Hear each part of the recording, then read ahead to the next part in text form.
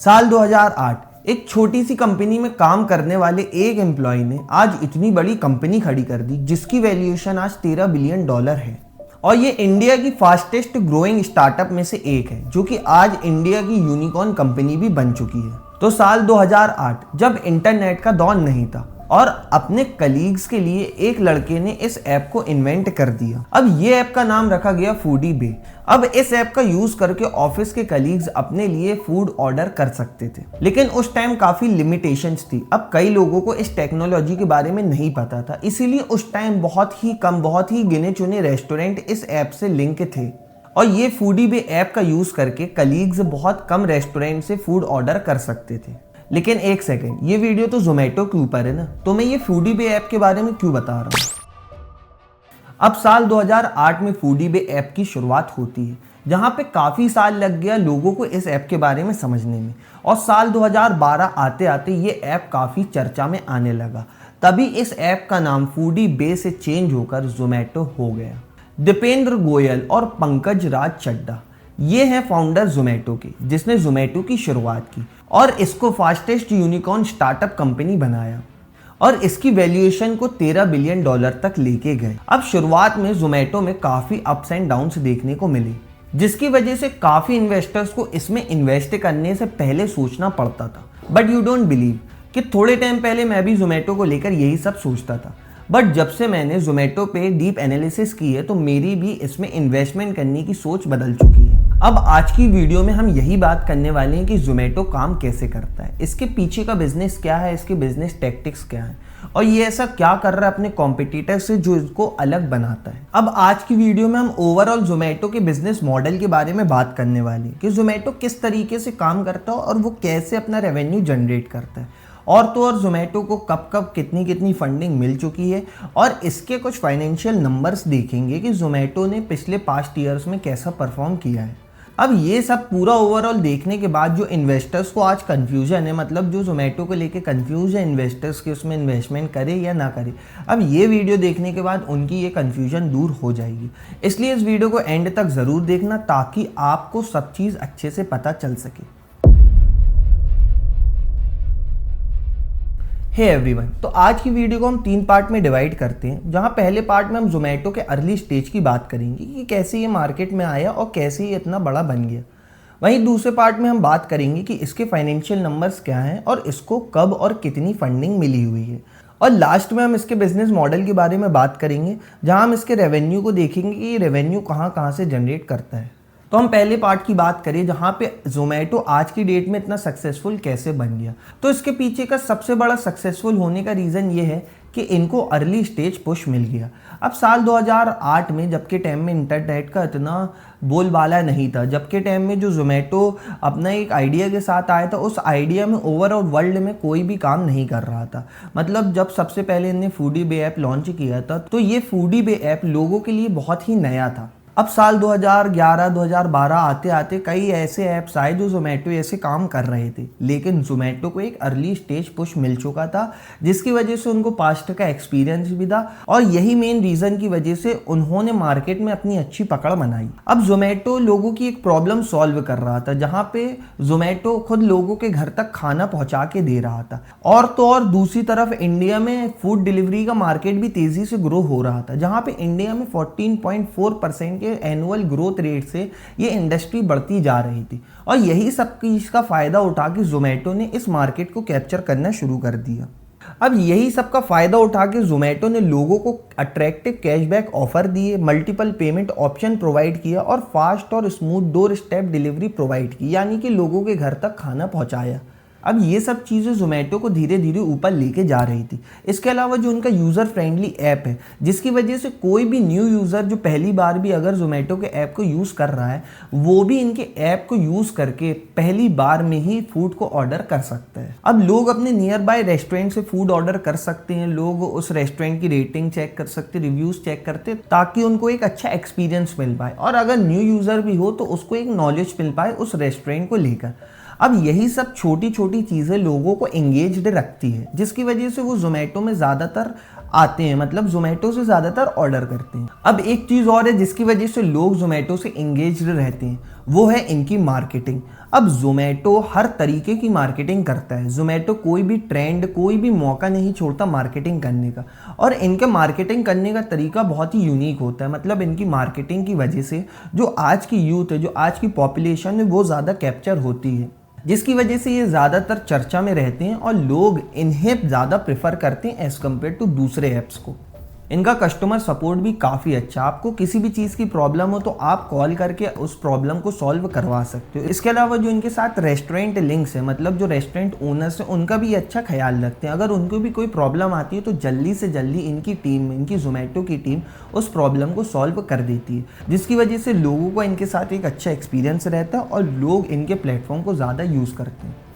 अब ये तो एक बेसिक चीज़ हो गई जिसकी वजह से जोमेटो ऊपर जाता जा रहा है। लेकिन अगर हम दूसरी तरफ इसकी फंडिंग्स की बात करें कि इसने कब और कितनी फंडिंग्स ले रखी है, तो जोमेटो के पास टोटल $909.6 मिलियन आ चुके हैं अलग अलग इन्वेस्टर से। अभी रिसेंटली 2020 में प्राइवेट इक्विटी कंपनी है जिसका नाम है इन्फो एज। इस कंपनी ने अभी रिसेंटली जोमेटो में इन्वेस्ट किया है और ये कंपनी लीडिंग इन्वेस्टर है अभी के टाइम में जोमेटो में। इसके अलावा Ant Financial, Delivery Hero, V Capital, Y Capital और भी ऐसी कई इन्वेस्टर्स हैं जो जोमेटो में इन्वेस्ट कर चुके हैं और इसको ग्लोबल लेवल में ले जाने में हेल्प कर रहे हैं। अब अगर हम इसके फंडिंग राउंड की तरफ देखें तो 22 फरवरी 2021 में इसमें वेंचर राउंड हुआ था, जहां पे इसमें 250 मिलियन की फंडिंग आई थी। उसके बाद 3 अगस्त 2022 में पोस्ट आईपीओ राउंड हुआ था, जहां पे इसने फिर से एक बार फंडिंग उठाई थी। वहीं एक और बार पोस्ट आईपीओ राउंड हुआ था जो कि हुआ था 30 नवंबर 2022 में, वहां पे भी इसने एक बार और फंडिंग उठाई थी। और लास्ट राउंड अभी रिसेंटली 30 अगस्त 2023 में हुआ था, जहां पे एक बार फिर पोस्ट आईपीओ राउंड हुआ था, जहां एक और बार इसको फंडिंग मिली थी। अभी तक जोमेटो ने टोटल 2.7 बिलियन की फंडिंग उठा चुकी है, वो भी टोटल 23 राउंड्स में। अभी लेटेस्ट फंडिंग इन्होंने 30 अगस्त 2023 में उठाई थी, जहां पे 35 इन्वेस्टर्स ने जोमेटो को फंड किया था। अब इतनी सारी फंडिंग लेकर जोमेटो ने ब्लिंकिट को एक्वायर्ड किया टोटल 725 मिलियन में। अब ब्लिंकिट अभी के टाइम में एक सक्सेसफुल बिजनेस चल रहा है। अब अभी के टाइम में इनका की पार्टनर ऊबर है, जहां पे सिर्फ ऊबर ऐप यूज़ करके वो कोई भी रेस्टोरेंट्स को भी एक्सप्लोर कर सकता है। अब ये तो हो गई कुछ फंडिंग्स की बात, लेकिन अगर हम इसके कुछ फाइनेंशियल नंबर्स की तरफ देखें तो सबसे पहले हम इसकी रेवेन्यू की बात करते हैं। तो 2019 में, साल 2019 में इसका रेवेन्यू था 1398 करोड़। वहीं साल 2020 में ये रेवेन्यू बढ़कर 2743 करोड़ हो गया। 2021 में ये रेवेन्यू 2118 करोड़ हुआ। 2022 में 4687 करोड़ और लास्ट फाइनेंशियल ईयर 2023 में ये बढ़कर 7761 करोड़ रुपए पहुंच चुका था। अब ये सब तो हो गया रेवेन्यू, लेकिन अगर हम देखें कि इसका प्रॉफिट क्या हुआ था ईयर बाय ईयर, तो साल 2019 में इसने एक लॉस बुक किया था जो कि था 1010 करोड़ का। 2020 में इसका लॉस था, टोटल लॉस, अभी मैं लॉसेस की बात करूँ, 2020 में इसका लॉस था 2386 करोड़। 2021 में 816 करोड़, 22 में 1222 करोड़ और 2023 में 971 करोड़ का लॉस हुआ था। लेकिन अभी रिसेंटली इनका प्रॉफिट होना स्टार्ट हुआ है, जहां पे 2023 में, मतलब अभी मैं क्वार्टरली बात कर रहा हूँ, जहां पे दिसंबर 2023 में इनका प्रॉफिट हुआ 183 करोड़ और मार्च 2024 में इनका अभी के टाइम में प्रॉफिट चल रहा है 175 करोड़ का। और एस्टिमेट ये किया जा रहा है कि इस साल ये प्रॉफिट में ही रहकर क्लोज करेंगे। अब हमने इनके फाइनेंशियल और इनके फंडिंग्स को तो जान लिया कि ये इनको कहाँ से फंड मिला है और इनके फाइनेंशियल नंबर्स क्या क्या हैं। अब अगर हम इनके बिजनेस मॉडल की बात करें, मतलब कहाँ से ये रेवेन्यू जनरेट करते हैं, इनका बिजनेस मॉडल क्या है, ये किस तरीके से वर्क करता है, तो सबसे पहले इनका बिजनेस मॉडल के बारे में हम बात करेंगे। तो अब मान लो कि कोई भी नॉर्मल पर्सन को अगर इनके ऐप से फूड ऑर्डर करना है तो वो क्या करेगा। कोई भी पर्सन सबसे पहले इनके ऐप में जाके फूड ऑर्डर करेगा और ये ऑर्डर का नोटिफिकेशन वो XYZ रेस्टोरेंट के पास जाएगा जहाँ से उसने, वो कस्टमर ने फूड को ऑर्डर किया है। अब वो रेस्टोरेंट ओनर के पास नोटिफिकेशन जाने के बाद वो उस कस्टमर का फूड को तैयार करके रखेगा और एक बार तैयार हो जाने के बाद जो डिलीवरी पर्सन है उसके पास इस चीज़ का नोटिफिकेशन पहुंचेगा और वो डिलीवरी पर्सन XYZ रेस्टोरेंट से खाना पिकअप करके वो लोगों के, कस्टमर्स के घर पे डिलीवर करेगा जहाँ से वो ऑर्डर आया था। और वो कस्टमर वो खाना लेने के बाद अपनी फर्दर पेमेंट करेगा और उस रेस्टोरेंट को रेटिंग देगा और रिव्यू करेगा। और उसी रेटिंग और रिव्यू की वजह से आगे के कस्टमर उस रेस्टोरेंट से फूड ऑर्डर कर सकेंगे। अब जोमेटो के कस्टमर 3 सेगमेंट में बटे हुए हैं, जहां पहले सेगमेंट में यूजर्स आते हैं, मतलब जो लोग फूड ऑर्डर करते हैं, जो नॉर्मल लोग रहते हैं वो पहले सेगमेंट में आते हैं। दूसरे सेगमेंट में रेस्टोरेंट चेन आती है, मतलब जितने रेस्टोरेंट वाले इनसे जुड़े हुए हैं वो दूसरे सेगमेंट में आते हैं। और तीसरे सेगमेंट में है डिलीवरी बॉय, मतलब जो लोग आपको आपके तक खाना पहुंचाते हैं वो थर्ड कैटेगरी में आते हैं। अब जोमेटो वाले यही सब मॉडल से पूरा रेवेन्यू जनरेट करते हैं, जहां पे इनका रेवेन्यू जनरेट करने का सबसे पहला तरीका है एडवर्टाइजमेंट। कटरीना कैफ हो या आप, अपने लिए हर कस्टमर है स्टार। अब अगर किसी भी रेस्टोरेंट ओनर को अपने रेस्टोरेंट को रीच बढ़ाना है, अपने रेस्टोरेंट को ज़्यादा से ज़्यादा कस्टमर्स तक रीच करवाना है, तो वो जोमेटो ऐप में अपने रेस्टोरेंट की एडवर्टाइज करवाएगा। और ये एडवर्टाइज का एक फिक्स्ड अमाउंट होता है जो रेस्टोरेंट ओनर को जोमेटो को देना होता है। अब ये बिजनेस मॉडल की वजह से, ये एडवर्टाइजमेंट की वजह से जोमेटो अपना 70% रेवेन्यू यहीं से जनरेट करता है। अब दूसरा तरीका है वो है इनका जोमेटो सब्सक्रिप्शन। अब जोमेटो जो कि एक फूड डिलीवरी ऐप है, अब जोमेटो के पास कस्टमर का अच्छा खासा डेटा प्रेजेंट रहता है। जोमेटो को ये अच्छे तरीके से पता होता है कि कौन से एरिया में, कौन सी लोकेशन में कौन सी खाने की चीज़ें चल रही है। जोमेटो को ट्रेंड के बारे में पता होता है कि लोग क्या खाना पसंद कर रहे हैं, किस तरीके के, कहाँ के लोग क्या चीज़ को प्रेफर कर रहे हैं। अब यही सब पूरा डेटा कोई भी रेस्टोरेंट ओनर ले सकता है। अब जैसे मेरा रेस्टोरेंट, अब अगर मुझे ये जानना है कि मेरे एरिया में क्या चल रहा है, तो मैं जोमेटो की सब्सक्रिप्शन ले लूँगा।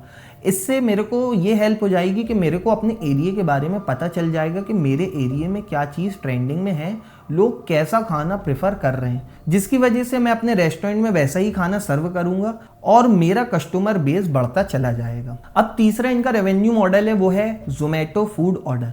अब जोमेटो कोई भी खाने में 25 से 30% का कमीशन चार्ज करता है जब भी आपको जोमेटो में खाना महंगा मिलता है। अब अगर आप कोई भी ऑफलाइन रेस्टोरेंट में जाओगे तो आपको एज़ कम्पेयर टू जोमेटो आपको खाना सस्ता मिलेगा, लेकिन जोमेटो में 100 रुपये की चीज़ को 150 रुपये में बेचा जाता है, क्योंकि उन कस्टमर ओनर्स को भी 25 से 30% अमाउंट जोमेटो को पे करना होता है। इसके अलावा जोमेटो इवेंट्स ऑर्गेनाइज करवाता है, क्रिसमस हो गया, न्यू ईयर हो गया, और भी ऐसे बहुत मौक़ों पर जोमेटो इवेंट ऑर्गेनाइज करवाता रहता है। अब इससे होता यह है कि इससे ज़्यादा तो इनका रेवेन्यू नहीं जनरेट होता, लेकिन इससे अच्छी खासी इनकी मार्केटिंग हो जाती है और थोड़ा बहुत परसेंटेज रेवेन्यू इनका यहाँ से भी निकल आता है। अब लास्टली इनका रेवेन्यू जनरेट होता है वो है जोमेटो किचन से। अब यही चीज़ है जो जोमेटो को दूसरे कंपटीटर से अलग बनाती है। अब जोमेटो किचन बेसिकली वो मॉडल है जहाँ पे जोमेटो अपने डेटा का यूज़ करके उन सभी लोकेशंस में जोमेटो किचन प्रोवाइड करता है जहाँ पे लोगों को इस चीज़ की ज़रूरत है। अब जोमेटो को ये चीज़ अच्छे से पता होता है कि कौन सी जगह में कौन सा खाना चल पाएगा और कौन सी लोकेशन ऐसी है जहाँ पे खाने की कमी है और लोग ज़्यादा हैं खाने वाले। इसीलिए जोमेटो उन जगह में, उन प्राइम लोकेशंस में अपने किचन को प्रोवाइड करता है। अब ये किचन्स वो खुद नहीं चलाती, ये किचन्स वो आगे लोगों को सेल करते। मतलब अगर कोई भी रेस्टोरेंट ओनर को अपना बिजनेस को एक्सपेंड करना है तो वो जोमेटो के किचन्स को ले सकता है। अब ये जोमेटो वाले अपने किचन्स को सेल भी करते हैं और रेंट पे भी देते हैं, जिसकी वजह से यहाँ से इनको अच्छा रेवेन्यू जनरेट होता है। और वो जो रेस्टोरेंट ओनर है, अगर उसको अपने बिजनेस को एक्सपेंड करना है, बिजनेस को बढ़ाना है, उसको अपनी कहीं और लोकेशंस में भी दुकान खोलना है, तो वो जोमेटो किचन प्रेफर कर सकता है। अब इससे एक फ़ायदा और होता है कि जोमेटो किचन बहुत सस्ते में उसको मिल जाता है। अब अगर वो रेस्टोरेंट ओनर दूसरा रेस्टोरेंट खोलने जाएगा कोई दूसरी लोकेशन में तो उसको बहुत ज़्यादा खर्चा लगेगा, लेकिन as compare to Zomato kitchen बहुत कम रेट में अवेलेबल होते हैं जो कि रेस्टोरेंट ओनर से बाय कर सकते हैं। अब मैंने आपको जोमेटो के बारे में डिटेल में बता दिया कि जोमेटो इतना सक्सेसफुल कैसे बना, इसकी फंडिंग्स क्या है, इसकी फाइनेंशियल नंबर्स क्या है और इसके फ्यूचर के क्या प्लान्स है, और तो और इसका पूरा बिजनेस मॉडल, ये कहाँ से रेवेन्यू जनरेट करता है, ये सब मैंने अच्छे से बता दिया। अब इसमें आपको अगर इन्वेस्टमेंट करना है या फिर नहीं, ये आपका खुद का डिसीजन होने वाला है। अब वीडियो में 1% भी पार्ट अगर आपको कुछ अच्छा लगा हो तो इस वीडियो को लाइक ज़रूर कर देना और हमारे चैनल को सब्सक्राइब करना मत भूलना।